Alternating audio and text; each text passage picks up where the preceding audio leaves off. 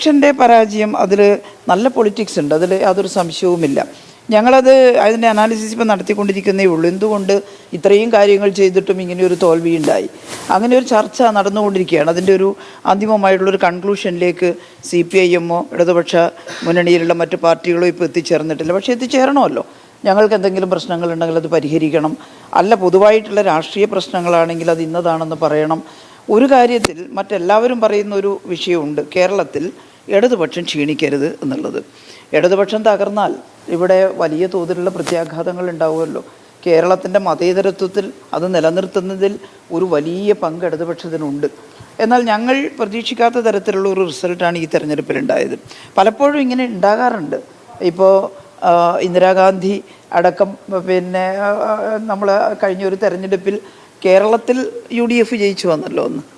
അങ്ങനെയുള്ള ഒരു അനുഭവമൊക്കെ കേരളം വ്യത്യസ്തമായി ചിന്തിച്ചിട്ടുള്ള ഒട്ടേറെ അവസരങ്ങൾ ഉണ്ടായിട്ടുണ്ട്.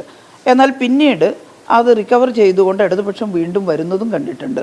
ഈ പരാജയം കനത്ത പരാജയമാണ് ഞങ്ങൾക്ക് നേരിട്ടത്. കാരണം 99 സീറ്റിൽ നിന്ന് വളരെ താഴേക്ക് അതിൻ്റെ 1/3 ചുരുങ്ങിപ്പോവുക എന്നുള്ളത് ഞങ്ങൾ അത്രത്തോളം പ്രതീക്ഷിച്ചതല്ല. പക്ഷേ ഈ പരാജയത്തിൻ്റെ കാരണങ്ങൾ കണ്ടറിഞ്ഞ് കേരളത്തിൽ ഇടതുപക്ഷം ഏതെങ്കിലും തരത്തിൽ ഒരു മാറ്റമോ തിരുത്തലോ ഉണ്ടാക്കണം. അതിനുവേണ്ടി ഞങ്ങൾ പരിശ്രമിച്ചുകൊണ്ടിരിക്കുകയാണ്. എന്തായാലും ഇടതുപക്ഷ ആശയഗതികൾ കേരളത്തിൽ തകർന്നു പോകുന്നത് ശുഭകരമല്ല എന്ന് മാത്രമേ ഇപ്പോൾ പറയാൻ കഴിയൂ.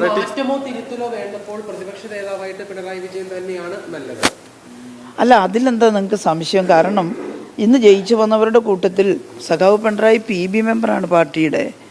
PB മെമ്പറെ വെച്ചുകൊണ്ട് വേറൊരാളെ പ്രതിപക്ഷ നേതാവാക്കുക എന്ന് പറഞ്ഞാലല്ലേ അസാംഗത്യം. ഞങ്ങൾക്ക് അതിലൊരു അസാംഗത്യം തോന്നിയിട്ടില്ല. ചിലർക്ക് വേണ്ടി വ്യവസ്ഥകളിൽ ഇളവ് വരുന്നു, ചിലർക്ക് വ്യവസ്ഥകളിൽ ഇളവില്ല. PB മെമ്പർ എന്ന് പറയുമ്പോഴും അദ്ദേഹത്തിനും ഈ വ്യവസ്ഥയിൽ ഇളവ് നൽകിയിട്ടാണ് അദ്ദേഹം PB മെമ്പറെ തുടരുന്നത്. അപ്പോൾ അത് പാർട്ടിക്കുള്ളിൽ എങ്ങനെയാണ്? അതെ, അത് പ്രത്യേകിച്ച് കാരണം പറഞ്ഞിരുന്നു. അദ്ദേഹം അന്ന് മുഖ്യമന്ത്രിയാണ്. മുഖ്യമന്ത്രി ആയതുകൊണ്ട് പ്രായപരിധി കണക്കിലെടുക്കാതെ PB മെമ്പറായിട്ട് തുടരണമെന്ന് തന്നെയാണ് പാർട്ടി തീരുമാനിച്ചത്. ഇപ്പോൾ അദ്ദേഹം പ്രതിപക്ഷ നേതാവാണ്. അപ്പോൾ പ്രതിപക്ഷ നേതാവാകുമ്പോൾ അത് തുടരണോ വേണ്ടിയോ എന്നുള്ളത് PB ചേർന്നിട്ട് തീരുമാനിക്കും. അങ്ങനെയാണ്. ഇപ്പോൾ PB മെമ്പറാണ് അദ്ദേഹം. അപ്പോൾ പിന്നെ പ്രതിപക്ഷ നേതാവ് എന്ന് പറയുന്നത് മുഖ്യമന്ത്രി സ്ഥാനത്തിന് തുല്യമല്ലെങ്കിലും അത്രത്തോളം പ്രാധാന്യമുള്ളതാണ് ജനാധിപത്യ വ്യവസ്ഥയിൽ. പ്രതിപക്ഷ നേതാവിന് വലിയ പ്രാധാന്യമില്ലേ? അതാണ്. എന്നെ ഒതുക്കാനോ? എവിടെ ഒതുക്കാൻ? അല്ല, നിങ്ങൾ ആലോചിച്ച് നോക്കൂ. ഞാൻ ഈ പാർട്ടിയുടെ കേന്ദ്ര കമ്മിറ്റി അംഗമാണ്. ഞങ്ങളുടെ പാർട്ടിയുടെ ഏറ്റവും ഉന്നതമായ സമിതിയാണ് പാർട്ടി കേന്ദ്ര കമ്മിറ്റി എന്ന് പറയുന്നത്. പിന്നെ പോളിറ്റ് ബ്യൂറോ ഒരു അപെക്സ് ബോഡി മാത്രമാണ്.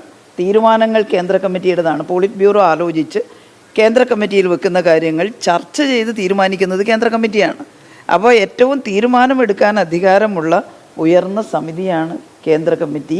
നാട്ടിൻപുറത്ത് എവിടെയോ ജനിച്ചു വളർന്ന KK ശൈലജ CPIM പോലുള്ളൊരു പാർട്ടിയുടെ കേന്ദ്ര കമ്മിറ്റിയിൽ എത്തിയിരിക്കുന്നു എന്ന് പറഞ്ഞാൽ അതിനപ്പുറത്തേക്കൊരു പോക്കില്ലല്ലോ. അപ്പോൾ ഞാൻ പറയട്ടെ, അവിടെ എന്നെ ഒതുക്കിയിട്ടില്ല. ഞാൻ പിന്നെ 4 തവണ MLA ആയി, അതിലൊരു തവണ മന്ത്രിയായി. എനിക്കൊരവസരം തന്നു പാർട്ടി. MLA എന്നുള്ള നിലയിൽ പ്രവർത്തിക്കാനും മന്ത്രി എന്നുള്ള നിലയിൽ പ്രവർത്തിക്കാനും അവസരമുണ്ടായി. അവിടെ എവിടെ ഒതുക്കൽ? ഇത്തവണ മത്സരിക്കുമ്പം പാർട്ടിയുടെ ഒരു പോളിസി ഉണ്ടായിരുന്നു. 2 ടേം തുടർച്ചയായിട്ട് ജയിച്ചു വന്നവർ ഉറച്ച മണ്ഡലത്തിലാണ് ഉള്ളതെങ്കിൽ അത് പിന്നെ ഒഴിവാകണം. എന്നിട്ട് അവിടെ പുതിയ ആളെ കൊണ്ടുവരണം എന്നാണ്. അതനുസരിച്ച് കണ്ണൂർ ജില്ലയിൽ ഞാനും AN ഷംസീറും, അവിടെ ഇപ്പം ഞങ്ങളല്ല വേറൊരാൾ മത്സരിച്ചാലും ജയിക്കും, ഞങ്ങൾ മത്സരിച്ചാലേ ജയിക്കുന്നില്ല. അപ്പോൾ സ്വാഭാവികമായിട്ട് ഒഴിവായി. പിന്നെ പാർട്ടി ഒരു പ്രത്യേക തീരുമാനം എടുത്തു, ശൈലജ ടീച്ചറും കൂടി മത്സര രംഗത്തുണ്ടാവുന്നത് നല്ലതാണ്. അതുകൊണ്ട് ഈ പേരാവൂർ മണ്ഡലത്തിൽ ടീച്ചർ മത്സരിക്കണം, നമുക്ക് മത്സരിച്ചിട്ട് ജയിക്കാൻ പറ്റുമെന്നൊരു പരീക്ഷണം നടത്താം എന്ന് തന്നെയാണ് തീരുമാനിച്ചത്. അപ്പോൾ അതൊരു ഒതുക്കലല്ല.